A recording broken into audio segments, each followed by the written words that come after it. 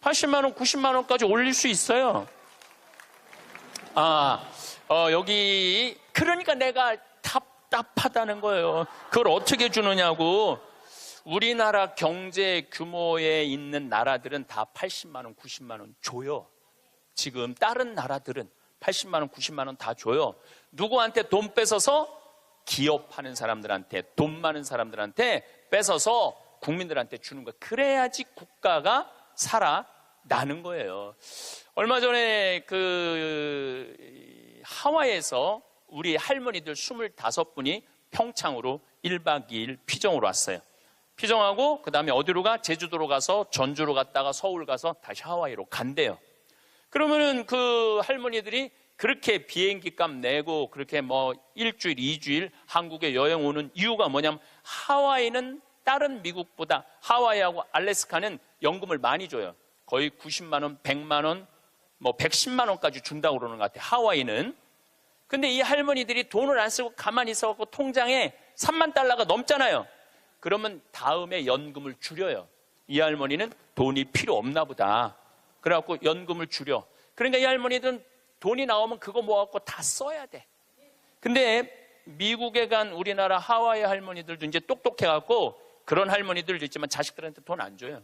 그거 다 써갖고 다 써. 그러니까 한국도 출산율을 높이는 방법은 뭐냐 하면은 애들 등록금 다 대주고 그 다음에 할머니들, 할아버지들 연금 다 대주면은 아니 애 낳으면 국가에서 등록금 대주고 그 다음에 늙으면 국가에서 용돈 주는데 애를 안 낳을 이유가 뭐가 있어? 오늘도 황창현 신부님의 지혜의 말씀을 통해 여러분의 행복한 노후를 위한 해안을 얻어가시길 바랍니다. 영상이 마음에 드신다면 구독과 좋아요 부탁드립니다. 황창현 신부님의 행복 특강 지금 바로 시작하겠습니다. 이번 강의의 주제는 변화의 도전이라는 주제로 강의를 하도록 하겠습니다. 지난 1000년의 발전 속도는 지난 100년의 발전 속도하고 똑같고 지난 100년의 발전 속도는 지난 10년의 발전 속도하고 똑같고 또 지난 10년의 발전 속도는 지난 1년의 발전 속도하고 똑같다고 그래요. 또 지난 1년의 발전 속도는 지난 3개월의 발전 속도하고 똑같다고 그래요. 그럼 과거의 1000년 동안의 변화가 지금 3개월 만에 일어나는 거죠. 제가 지난 7월 22일 날 아프리카 잠비아에 선교 봉사를 떠났습니다. 한국에서 인천공항에서 홍콩 들르고 홍콩에서 남아프리카 공화국 요한네스버그 공항에 가서 또 거기서 비행기를 갈아타고 잠비아까지 가는데 26시간이 걸렸어요. 26시간. 많은 분들은 이야 그러는데 내가 만약에 1000년 전에 한국에서 잠비아를 갔다면은 1년이 걸려도 못 가요. 1년이 걸려도. 아마 제 생각에는 가다가 죽었을지도 몰라요. 가다가. 그런데 그런 아프리카 잠비아를 저는 벌써 8번을 갔다 왔어요. 그러니까 8번을 갔다 왔다는 얘기는 지난 1000년 전 사람들은 상상도 못할 만큼 빠르게 산다는 거죠. 교통적인 면에서. 그리고 보름 동안 잠비아 신학교 수녀원 짓는 거 일을 하고 그 다음이 미국 강의가 있었어요. 또 다시 잠비아에서 비행기를 타고 요한네스버그 공항에 와서 15시간 비행기를 타고 뉴욕으로 갔어요. 또 뉴욕에서 최종 목적지 LA까지 6시간 비행기를 타고 갔어요. 그것 또한 26시간이 걸렸어요. 26시간이 걸렸는데 벌써 이제 지구를 한국에서 출발해갖고 거의 3분의 2바퀴를 도는 거잖아요. 그래서 미국에서 뭐 LA, 시카고, 텍사스, 덴버, 멤피스, 최종은 다시 동부 아틀란타에 가서 강의를 하고 다시 13시간을 타고 한국으로 돌아왔어요. 지구를 한 바퀴 딱 도는데 걸리는 시간은 3일이에요. 3일. 지구를 한 바퀴 도는데 걸린 시간이 3일이에요. 1000년 전에는 지구가 그렇게 동그란지도 몰랐어요. 1000년 전에는. 돈다는 건 상상도 못했고, 아마 배 타고 많이 돌았겠죠.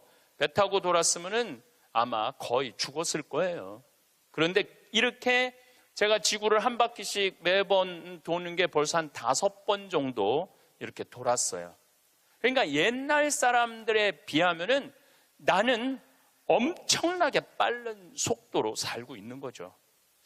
여러분들 서울에서부터 부산까지 KTX로 얼마가 걸려요? 2시간 반 걸려요. 앞으로 조금 무슨 기차가 나오면 30분 걸린대요. 30분. 부산에서부터 옛날에 한양까지 오는데 걸린 시간은 한 달이었다고 그래. 한 달. 야, 옛날에 한 달 걸리는 걸 2시간 반 만에 가는 거예요. 그런데 뭐가 그렇게 조급해갖고 1초도 못 기다리고 빵빵거리고 속력 내고 그런 거 보면은 현대인들이 엄청난 혜택을 누리고 있으면서도 많은 걸 뺏기는 것 같아요. 저는 요즘 운전을 할 때 거의 과속을 하지 않아요. 요즘은 내비게이션으로 여기 딱 찍으면은 평창에서부터 삼성산까지 2시간 반 정도 걸려요. 그러면 한 30분 전에 오면은 그냥 또 요즘 차가 좋아갖고 크루즈라는 걸 걸어놓으면 앞차고 간격을 자기가 알아서 뭐 껴드는 차들은 다 껴줘요. 추월하겠다는 차는 다 추월하고.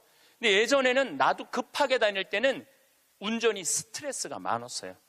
근데 껴줄 거 다 껴주고 양보할 거 다 양보하고 그냥 앞차 따라오니까 운전이 그렇게 편안하더라고요. 여러분들도 너무 급하게 살지 마세요. 급하게 안 살아도 옛날 사람들보다는 제가 보기엔 1000배 빨리 살고 있는 거예요. 급할 게 하나도 없더라고요. 근데 교통보다 더 무서운 변화가 있어요. 교통보다. 통신이에요. 통신. 1960년대는 여러분들 집에 무슨 전화기가 있었죠? 돌리는 다이얼 전화기가 있었죠? 네. 1970년대 후반, 80년대 막 초에 들어서서는 뭐가 있냐면 누르는 전화기가 나왔어요. 그리고 80년대 중반에는 집안에서 무선 전화기가 있었어요. 그러니까 이 거실에 이 돌리는 전화기 있을 때는 바람을 피고 싶어도 필 수가 없었어요. 거실에서 통화를 해야 되니까. 근데 이거는 뭐 화장실에 가서 들고 가서 해도 되고 그러니까 이 세상이 변하기 시작한 거죠. 1980년대 말은 드디어 우리가 알고 있는 휴대폰이 나왔어요. 휴대폰이. 이제 집 밖에서도 전화를 할 수 있는 세상이 된 거죠.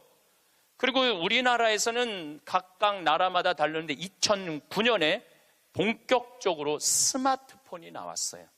이 스마트폰 안에는, 그래서 제가 오늘 특별히 휴대폰을 갖고 왔는데 이 안에는 모든 게 다 들어와 있어요. 이걸로 내 차 시동도 걸을 수 있고, 이걸로 텔레비도 볼 수 있고, 동영상도 볼 수 있고, 음악도 들을 수 있고, 인터넷도 할 수 있고, 유튜브도 볼 수 있고. 이게 못하는 게 없어요. 정말 못하는 게, 요 조그만 거 안에 못하는 게 없어요. 1960년대 컴퓨터가 처음 나왔을 때 컴퓨터 미사일 궤적 계산하느냐고 컴퓨터를 썼어요. 그 컴퓨터 크기는 30톤이었어요. 30톤. 그러니까 이 앞에 앉아 계신 여러분들 꽉. 그런데 그거보다도 이게 성능이 더 좋아요. 훨씬 더 좋은 세상에 살고 있어요. 할머니들이 내가 명동에, 지난주에도 명동에 모임이 있어서 갔었는데 이렇게 걷다 보면 할머니들이 날 만나면 너무너무 반가워해요. 아이고, 신부님 여기서 만나다니, 명동 길에서. 그럼 할머니 4분이 이렇게 만나면은 사진 찍자고. 휴대폰이 있으니까 사진 찍자고. 근데 또 찍을 줄을 모르니까 그 중에 제일 젊어 보이는 할머니한테 네가 찍으라고. 네가 제일 젊으니까. 이건 젊을수록 유리하잖아요, 휴대폰은. 근데 이 할머니가 이런 말 합니다. 나도 잘 몰라. 그래도 네가 찍어, 신부님이랑. 이런 기회가 어딨어. 그래갖고 이제 할머니 세 분하고 나하고 이렇게 웃으면서 내가 이렇게 사진을 딱 찍으려고 웃으면은 할머니가 딱 사진을 찍으면서 하는 소리가 있어요. 신부님, 그런데 왜 내가 나와? 왜 내가 나와? 네가 나오는지 내가 나오는지도 몰라.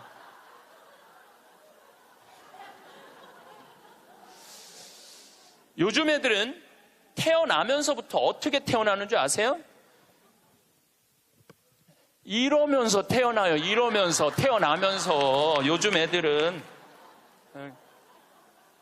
그런데 1살, 2살도 그걸 보는데 지금 60대 넘어서는 할머니들은 지금 세상이 어떻게 돌아가고 있는지 모르는 거예요.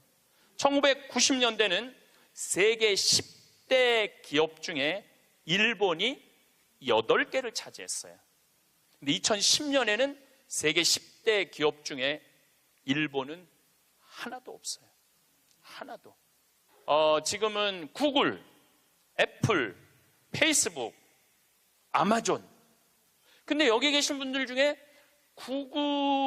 구글이라는 거가 있는데 그게 뭐 다 알지를 못해. 근데 구글하고 페이스북, 아마존은 텔레비전에 선전을 안 해요. 그리고 구글은 물건을 팔지 않아요. 인터넷으로만 파는데 이 기업의 가치는 700조예요. 700조. 그래갖고 이 요즘 오로지 이 휴대폰 컴퓨터가 시장이 얼마냐면 4,300조예요.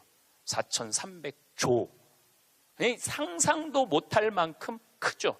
제가 산호세에 있는 구글 본사에를 갔었어요. 정말로 기가 막히더라고요. 왜냐하면 모든 복도에 먹을 걸 다 놔둬요. 직원들을 위해서. 그리고 거기서 자기가 중간에 뭐 일하다가 수영하고 싶으면 요만한데 물 이렇게 내려와갖고 수영도 하고 모든 식당의 밥을 다 먹을 수 있어. 근데 걔네들은 물건을 팔지 않아요. 그런데도 어마어마한 돈을 벌어요. 그게 뭐 때문이냐면 컴퓨터, 휴대폰 때문에 그래요. 세상은 너무나 많이 변하고 있죠. 제가 논문을 쓸 때 타자기로 논문을 썼어요. 근데 딱 신부가 되니까 286 컴퓨터, 386 컴퓨터, 486 컴퓨터, 586 컴퓨터, 메가 컴퓨터, 기가 컴퓨터가 나왔어요. 그때는 막 이만한 건데 요즘은 요만한 컴퓨터로 나와요. 제가 왜 이런 말씀을 드리느냐 하면 50살 이상부터는 컴퓨터에 대해서 깜깜해요. 휴대폰에 대해서 깜깜해요. 세상은 컴퓨터, 휴대폰 세상으로 살아가고 있는데 여기 계신 분들은 깜깜이로 살아가는 거야. 깜깜이로 살아가는 거예요. 그런데 문제는 뭐 그런 거 있어도 무슨 문제야. 그냥 살면 되지. 그런데 깜깜한 상태로서 몇 년을 살아야 되느냐 하면은 50년을 더 살아야 돼요. 깜깜한 상태에서 50년을. 우리 생태마을에 오늘도 이제 피정객들이 들어와 계신데 저녁에 프로그램이 제 강의 말고도 7시부터 8시까지는 별 이야기를 해요. 우주에 관련된. 우리가 이제 생태마을이잖아요. 우주에 관련된. 근데 너무너무 좋아해, 사람들이. 그 이야기를. 그 하는 선생님이 그 공부를 많이 하셨어요. 그래갖고 캐나다에서 오신 분들이 그 별 얘기를 듣고 우리 캐나다 토론토에도 와서 강의해달라고 그럴 정도로. 그래서 그 선생님이 신부님 덕분에 내가 캐나다 가서 강의하게 생겼다고. 그리고 8시부터는 이번에 7월 1일 날 주교님께서 우리 생태마을에 많은 피정객들이 오니까 시카고 대학에서 상담 심리 박사학위를 딴 신부님을 보내주셨어요. 이 신부님은 8시부터 9시까지 무슨 프로그램을 하느냐면 별별 이야기를 해요. 별별 이야기를 다 해보자 이거야. 별별 이야기를. 그래서 이제 뭐 마음이 답답한 분들이 원두막에 모닥불 펴놓고 이야기를, 원래는 1시간 하는데 대개 2시간에서 2시간 반 한대요. 근데 할머니 한 분이 별별 이야기를 하는데 이 할머니 하는 말이 그 신부님한테, 신부님, 나는 일생 남 피해 준 적도 없고 죄진 적도 없고 신앙생활 열심히 했다는 거예요. 난 정말 부끄럽지 않게 살았는데 며느리가 어느 날 갑자기 자기를 보더니 야인년아 그러더래요. 야인년아, 야인년아. 아, 내가 무슨 죄를 졌다고 며느리한테 그 소리를 들어야 되느냐고. 나는 억울해 죽겠다고 1시간 반을 하소연을 하더래요. 내가 그 얘기를 듣고 우리 상담 소장 신부님한테 그랬어요. 그 할머니가 정말로 모르는 게 하나 있다. 그 할머니가 정말로 잘못한 거는 안 죽고 오래 사는 게 잘못한 거다. 그 할머니의 잘못은 안 죽은 거다. 안 죽은 거. 옛날에는 집안에 그 장수하는 어르신이 있으면 집안에, 가문의 자랑이었어요. 근데 참 재미난 설문조사가 있었어요. 명문대학교야. 요 근처에 있는 명문대학교 학생들한테 물어봤어요. 10년 전에 부모님이 몇 살까지 살기를 원하느냐고. 근데 10년 전에 명문대학 학생들이 답을 했는데 65세. 부모님이 65세까지 살았으면 좋겠다는 거예요. 근데 또 5년 후에 또 조사를 해봤어요. 똑같은 신입생들한테 부모님들이 몇 년 더 살았으면 좋겠느냐고. 그랬더니 5년 전에는 63세로 줄어들었어요. 부모님이 63세까지 살았으면 좋겠다는 거예요. 근데 얼마 전에 또 똑같은 설문조사를 신입생들한테 했더니 몇 살까지 살았으면 좋겠냐고 그랬더니 60살까지 살았으면 좋겠다는 거예요. 다시 말해서 여기 계신 여러분들은 다 죽어야 돼. 애들의 바람이라면은 다 죽어야 돼. 그런데 부모님 생각하고 자식 생각하고는 너무너무 다른 거예요. 부모님은 손자도 보고 싶고 증손자도 보고 싶고, 그런데 자식들은 다 키웠고 할 일 다 했으니까 죽어라 이거예요. 죽어라. 제가 왜 비행기 얘기도 하고 휴대폰 얘기도 했느냐 하면 세상은 너무나 많이 변하고 있어요. 그런데 누가 세상의 변화를 못 읽느냐 하면 여기 계신 50대, 60대, 70대 되신 분들이 세상이 어떻게 돌아가는지 모르고 있는 거예요. 그게 큰 문제라는 거예요. 그걸 세상이 돌아가는 걸 알면 대처를 할 텐데 세상 돌아가는 거에 대해서 알지를 못하니까 야인년아 이 소리를 듣는 거예요. 그러니까 여러분들 며느리한테 야인년아라는 소리 안 들으려면 어떻게 하면 좋아? 아니지, 죽으라는 얘기가 아니야. 죽으라는 얘기가 아니라 자식하고 같이 살 생각을 처음부터 하지 말아야죠. 왜 자식하고 같은 집에서 살아요?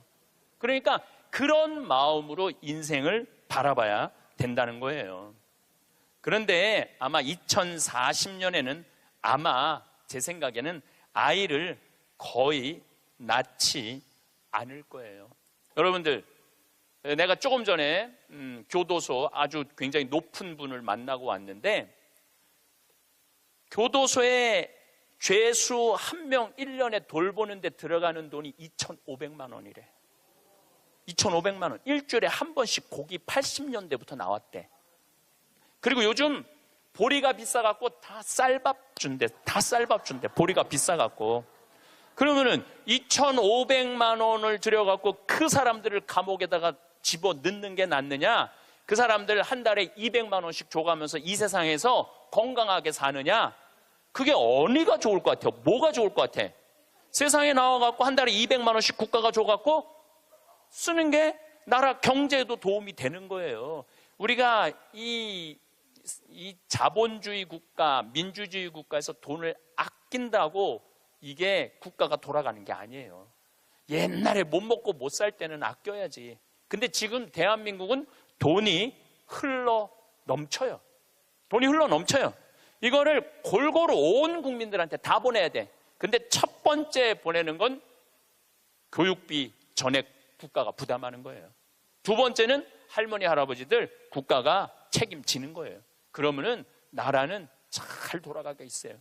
죄도 없어지고 범죄도 없어지고. 학교는 그럼 어떻게 해야 되느냐? 학교 가서는 공부 가르치면 안 돼요.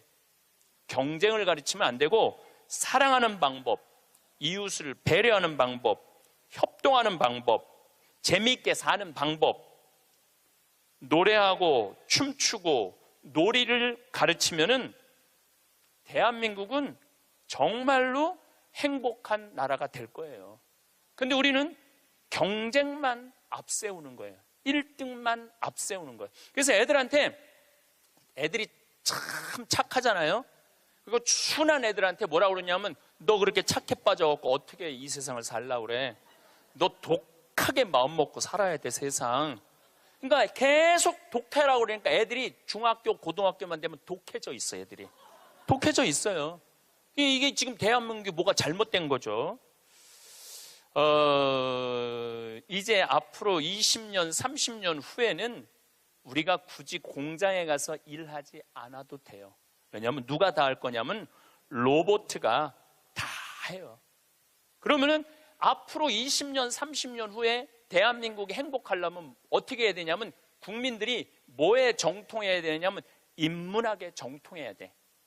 인문학이라는 건 뭐냐면은 인간의 가치는 뭐고 어떻게 살아야 되고 어떻게 잘 죽어야 되고 그 높은 정신적인 수준이 있으면은 서로 나누고 사는데 별 문제가 없다는 거예요. 앞으로는 컴퓨터가 우리 반 이상은 해요. 우리 살아가는 거 반 이상은 컴퓨터가 해요. 지난번에 알파고하고 우리 이세돌하고 바둑둔 거 아시죠? 네. 4승 1패. 알파고가 4승 1패 했어요. 이세돌이 1승을 했어. 유일한 1승이에요. 커제는 세계 바둑 1위 커제는 3전 3패. 근데 놀라운 건 알파고가 뭐라고 그랬냐면 인공지능 컴퓨터 얘기하는 거예요. 뭐라고 그랬냐면 이제는 인간하고 더 이상 바둑은 두지 않는다. 수준이 떨어져 갖고 더 이상 바둑은 두지 않는다는 거예요. 인간하고. 왜냐하면 자기 학습을 하거든. 자기 학습. 여러분들 요즘 로보 어드바이저라고 있어요. 로보 어드바이저. 이게 뭐냐면은 주식 투자할 때 이 로보 어드바이저한테 내 거 좀 투자 좀 해달라고 그러면 얘가 투자하는 거야. 근데 이 로보 어드바이저가 투자를 하면은 평균 수익률이 3에서 5%래요. 거의 돈을 날리는 경우는 없대. 그러니까 사람이 분석하는 것보다 누가 분석하는 게 커? 로봇가 분석하는 게 큰 거예요. 그러니까 이 세상이 완전히 새로운 세상으로 넘어가는 거죠. 우리 주위에는 누구라는 인공지능 컴퓨터가 이제 들어왔어요. 우리 집에. 누구라는? 얘가 뭐를 하느냐면 영화도 보여주고 음악도 틀어주고 에어컨도 틀어주고 은행 업무도 봐줘요. 기가 막힌 거예요. 대화도 해주고 주인님 일어나시라고 그러고. 그러니까 이제는 앞으로는 제가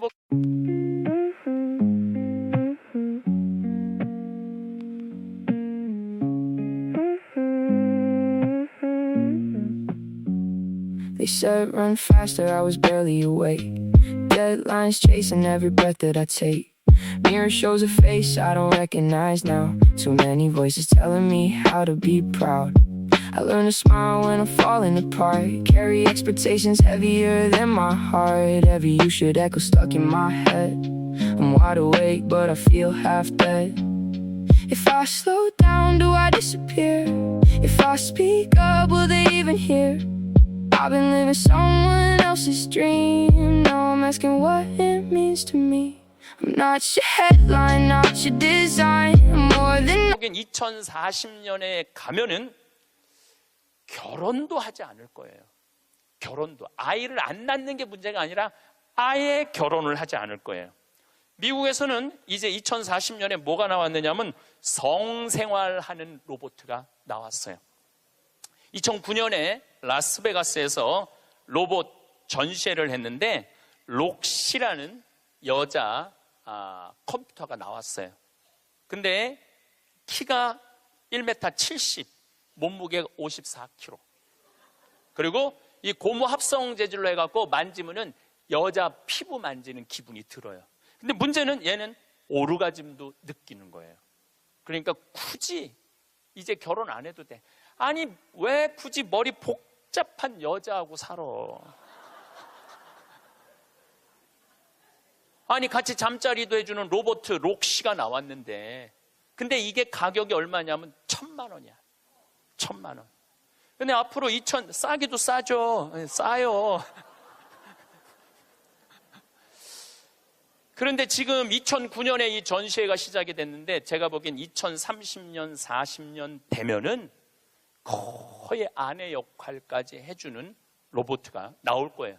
그리고 성격도 고를 수 있대. 까칠한 여자를 고르고 싶으면 까칠한 여자를 고르고, 부드러운 여자를 고르면 부드러운 여자를 고르고. 근데 일본에서 2015년에 무슨 로봇가 나왔느냐면 아즈마 히카리라는 로봇가 나왔어요. 아즈마는 일본어로 나를 맞아주는 아내라는 로봇이야. 나를 맞아주는 아내야. 근데 놀라운 거는 이 아즈마는 취미는 애니메이션 감상이고 특기는 계란 후라이 만들기예요. 좋아하는 음식은 도너츠예요. 벌레를 매우 두려워하지만 열심히 일하는 사람을 위해서는 무엇이든지 도와주는 영웅의 여자야. 이 여자는 아침에 여보 일어나요, 출근해야죠, 남편을 깨워요.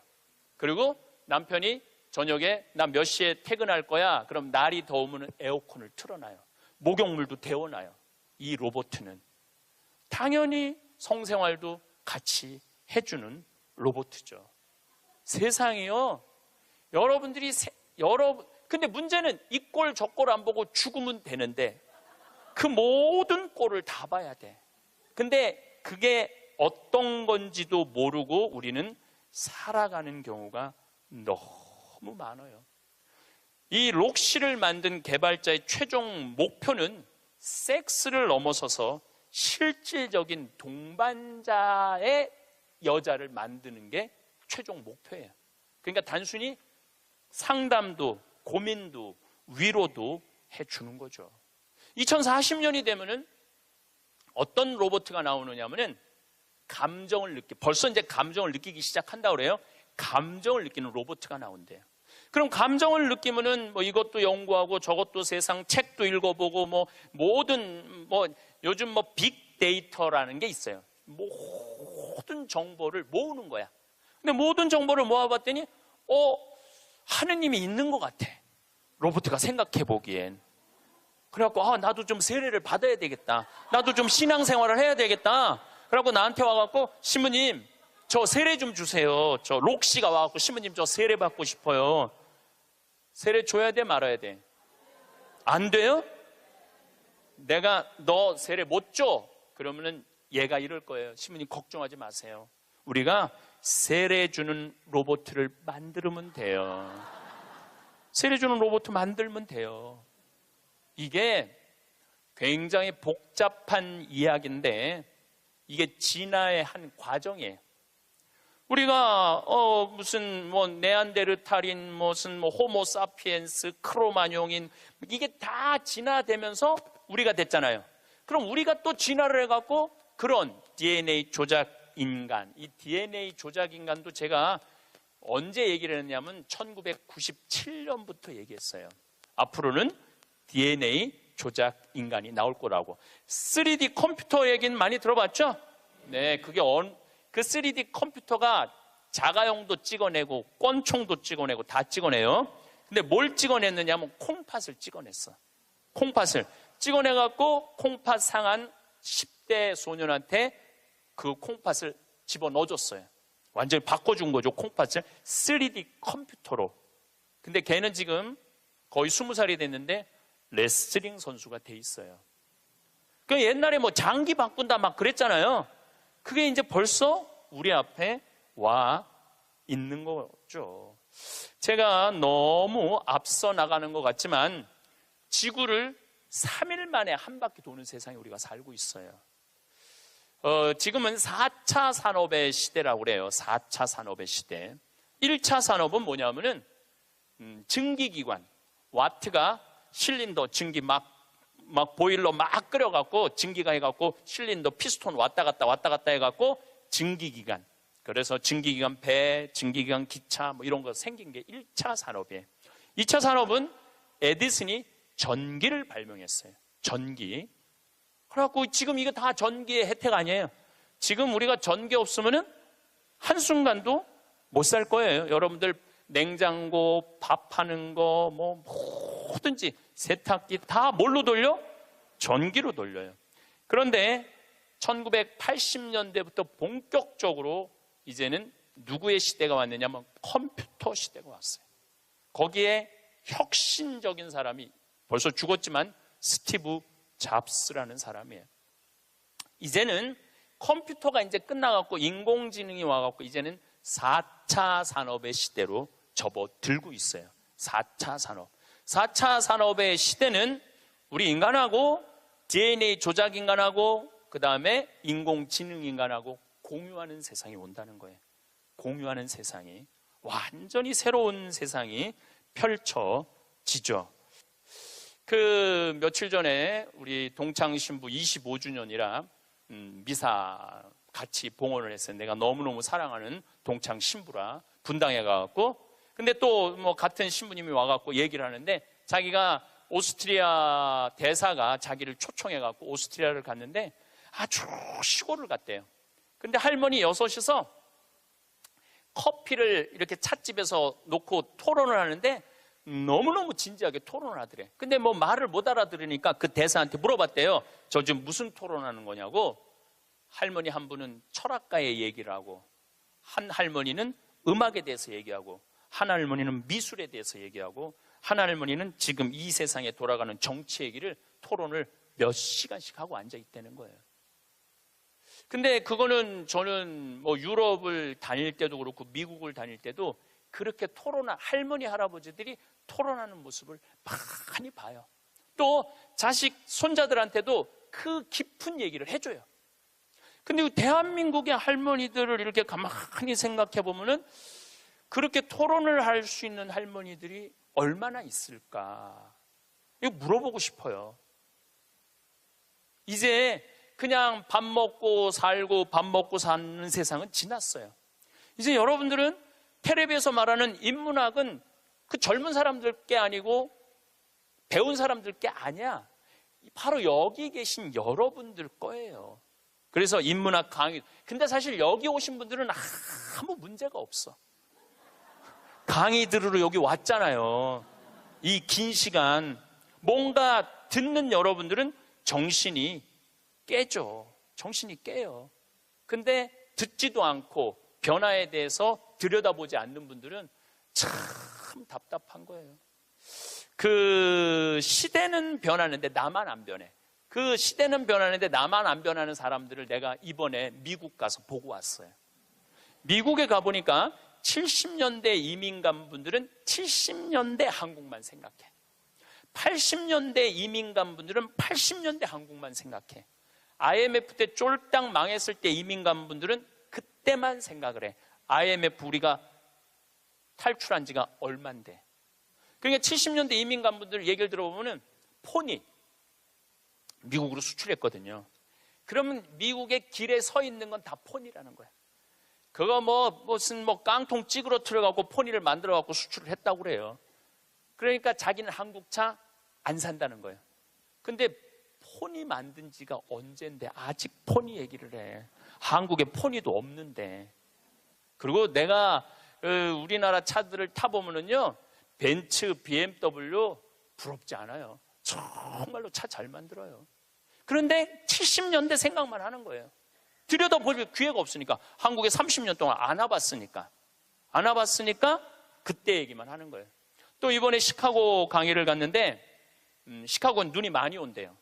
근데 이 시카고는 눈이 오면은 눈 떨어지기 전에 제설차가 기다리고 있다가 눈이 떨어지면 다 친대. 내가 강원도 산다니까 강원도는 제설차가 2대밖에 없지만은 우리는 눈 떨어지기 전에 다 친다는 거예요. 그분은 80년대 이민 간 분이에요. 제가 강원도 평창에서 살잖아요. 평창도 요즘 눈 떨어지기 전에 제설차 기다리고 있다가 떨어지기 전에 다 쳐요. 염화칼슘 뿌리고. 제가 12월 달에 매일 강의 나오잖아요. 거기 눈 많이 와요. 그러면은 새벽에 보면 다 눈 치는 소리가 들려요. 그러면은 운전하고 나오는 거예요. 그러니까 모르는 거지. 들여다보질 않았으니까. 그리고 자기가 옳다고 고집 주장을 피는 거죠. 근데 가만히 내가 미국에 이민 가신 분들을 보니까 이분들은 미국 책도 안 읽고 한국 책도 안 읽더라고. 근데 미국에 이민 간 분들이 대개 경력을 보면 서울대 졸업한 분들 많아요. 영어 할 줄 알아야지 가잖아요. 그런데도 변화에 적응하지 않으니까 못 견디더라고요. 사람은요, 끝도 없이 공부를 해야 돼요. 제가 미국에 가서 이 얘기를 꼭 해요. 우리나라는 버스를 타고 가다가 앞에 데모를 해. 그럼 버스에 뭐라고 떠요? 목적지까지 제 시간에 못 갈 것 같다. 여기 내려갖고 지하철 몇 호선 여기 있으니까 타고 가면은 될 것 같다.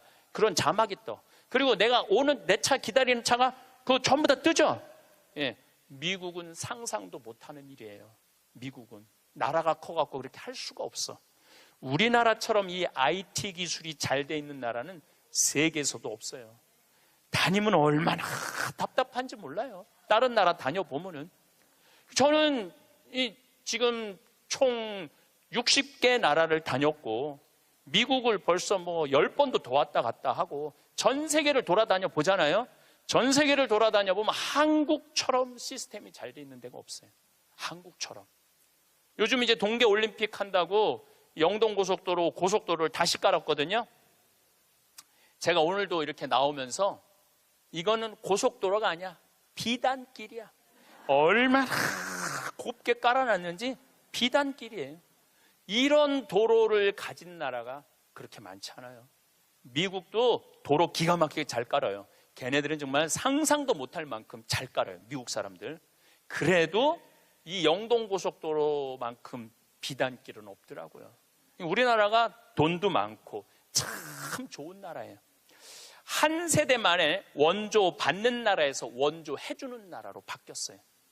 이거는 전 세계에서 대한민국밖에 없어요. 지금 코트라 활동 대단해요. 또 제가 뭐 영남대학 무슨 많은 대학을 이렇게 다녀보면은 서울대학도 마찬가지고 무슨 각 대학마다 제3국에 있는 나라 학생들을 데려다가 공부를 시켜요. 그리고 석박사 과정. 그리고 공부만 시키는 게 아니야. 활동비, 생활비, 뭐 전세비 다 줘요. 그래갖고 여기서 공부하고 거기 가면은 집도 한 채 한대요. 그러니까 우리나라가 그렇게 지금 많이 도와주고 있는 나라예요. 원조 받는 나라에서 원조 해주는 나라로 바뀐 대단한 나라예요. 그리고 개발도상국 동남아시아 국가에서 가장 닮고 싶은 나라 1위는 어디냐면 대한민국이에요. 대한민국을 가장 닮고 싶어요. 그러니까 한국어를 그렇게 많이 배우는 거예요. 여기저기서 한국어를 많이 배우는 거예요. 아시아 국가 중에 민주주의도 1위예요. 미국이 민주주의 지수가 19위, 일본이 20위, 우리나라가 21위예요. 나는 내가 보기엔 미국보다 대한민국이 더 민주주의가 좋은 것 같아. 왜냐하면 경찰서에서 술 먹고 난동 부리고 의자 내던지는 나라는 대한민국밖에 없어요. 공무원들도 마찬가지예요. 뭐 공무원들 부패 지수가 높다 그러지만은 그 높은 사람들이고 요즘 젊은 공무원들 그 어려운 시험 봐서 통과한 공무원들은요. 오늘도 우리 이 직원이 무슨 우리 이제 생태마을 물건 허가 때문에 읍에 들어갔다 왔는데 그렇게 친절하게 설명을 해주고 도와주더라는 거예요. 근데 미국이나 뭐 유럽이나 가보면요 공무원들이요 얼마나 고압적인데요. 기다리라고 그러면 일주일도 기다려야 되고 2주일도 기다려야 돼. 참 좋은 나라에서 살고 있는 거예요, 여러분들. 세계에서 최단 기간 IMF를 극복한 나라는 우리나라밖에 없어. 3년 8개월 만에. 이것도 금 모은 나라. 대단하지 않아요? 한글의 기적, 문맹률이 1.7%밖에 안 돼요. 98%가 글을 읽을 수 있는 나라예요. 정말로 내가 보는 대한민국은 위대하고 대단한 나라야. 그래서 대한민국을 뭐라고 부르느냐면 대단해서 대한민국이라고 그러는 거. 대단해서 대한민국이라고. 더 놀라운 건 1970년대에서부터 2010년까지 필리핀은 국민소득이 10배 증가했어요. 필리핀이 1970년서부터 2010년까지 40년 만에. 그러니까 1970년대는 필리핀이 우리보다 잘 살았다는 얘기죠. 근데 1970년서부터 2010년까지 필리핀은 10배 늘었는데 대한민국은 몇 배가 국민소득이 늘었느냐면 82배가 늘었어요. 82배. 상상을 초월할 만큼 우리가 돈도 많이 버는 나라예요. 미소와 평온한 마음을 유지하면서 봄날의 따뜻한 햇살을 마음껏 만끽하는 행복한 노년을 꿈꾼다면 지속적 배움, 건강관리, 그리고 관계의 중요성에 대하여 촘촘하게 알아야 합니다. 노년기를 풍요롭고 의미 있는 시기로 만들기 위해서는 자신에게 그리고 타인에게도 세심한 관심이 필요합니다. 이 세 가지 요소는 노년의 질을 결정짓는 핵심적인 요인이므로 각각을 어떻게 강화하고 발전시킬 수 있는지 살펴봅시다. 첫째, 지속적인 배움의 가치는 언제나 먼저 소개할 수밖에 없습니다. 노년기는 배움을 멈추는 시기가 아닙니다. 새로운 지식을 습득하는 것은 정신적 유연성을 유지하고 인지적 감퇴를 늦출 수 있는 효과적인 방법입니다. 문화센터, 노인종합복지관에는 다양한 프로그램으로 어르신을 기다리고 있습니다. 배움에는 낯가름이 있어서는 안 됩니다. 또 이미 전문가라면 발표할 기회를 스스로 만들어야 합니다. 취미를 통해 배움을 지속하는 것은 창의력을 발휘하고 개인적인 만족감을 줍니다. 이러한 활동은 자아실현을 촉진하고 삶에 대한 열정을 불어넣어 줄 수 있습니다. 둘째, 건강한 신체는 노년 생활의 기초가 됩니다. 규칙적인 운동은 신체뿐만 아니라 정신적으로도 안정을 줍니다. 신체 활동은 질환으로부터 건강을 유지시키고 균형 감각을 오래도록 지속시킵니다. 또한 건강한 식습관은 체중 관리와 만성 질환 예방에 도움을 줍니다. 신선한 과일, 채소, 전곡류, 저지방 단백질을 섭취하고 가공식품과 설탕의 섭취를 줄이는 것이 좋습니다. 수면의 질은 건강에 큰 영향을 미치고 있습니다. 충분한 수면은 신체의 회복을 도와주므로 결코 소홀히 다루면 안 됩니다. 이미 알고 있는 내용일 것입니다. 실천하고 계신지 체크해 보시기 바랍니다. 셋째, 노년기에는 특히 주변 사람들과 관계적인 문제점이 있다면 심리적 불안감과 자존감을 해치기도 합니다. 가족, 친구와의 관계를 잘 유지하는 것은 사회적 지지망을 형성하고 고립감을 줄이는 데 기여합니다. 정기적으로 사람들과 즐거운 시간을 함께 보내고 적극적으로 소통하는 것이 중요하다고 머리로는 이해하지만 실천하기는 쉽지 않습니다. 안부가 궁금하다면 기다리지 말고 손 아래 사람들에게도 먼저 연락을 하여야 합니다. 바쁘게 사는 그들을 위하여 가벼운 안부를 묻고 급하게 답하지 않아도 되는 질문으로 관심을 전하는 것도 방법입니다. 봉사활동에 참여하여 재능을 나누면 소외감을 없애고 삶의 의미도 부여합니다. 노년기의 정서적 웰빙을 위해 감정을 관리하는 것이 중요합니다. 명상, 깊은 호흡, 걷기는 마음의 평화를 얻고 스트레스를 줄입니다. 자신의 건강, 재정, 일상생활을 관리하는 능력은 독립적인 생활을 유지하는 데 필수적입니다. 불확실한 상황을 대비하여 자신감을 높이고 삶을 통제할 수 있어야 합니다. 남아있는 노년기는 지금껏 살아온 삶과는 달라야 합니다. 허투루 시간을 낭비하거나 어찌할 바를 몰라서 탄식하면서 하루를 마감해서는 안 됩니다. 계획적인 삶을 추구해야 합니다. 더 많이 배우고 더 건강을 챙기고 나의 이웃과의 관계를 더 발전시켜야 합니다. 그들로부터 잊혀지는 노인이 되어서는 안 됩니다. 가까이 다가올 수 있는 공간을 만들어야 합니다. 상대방이 쉽게 찾아올 수 있는 이유를 만들면서 자신에게는 언제나 당당하고 자존감을 지키도록 노력해야 합니다. 지속적인 배움, 건강관리, 그리고 인간관계의 세심한 관리를 통해서 노년을 풍요롭고 의미 있게 만들 수 있다고 다시 한번 주장합니다. 자신에게 맞는 방법을 찾아 적극적으로 실천하며 삶의 각 단계에서 새로운 기쁨과 만족을 찾아가시기 바랍니다. 그렇다면 노인이 주인공이 되어가는 세상에서 과연 그들은 이 시간을 어떻게 보내고 있을까요?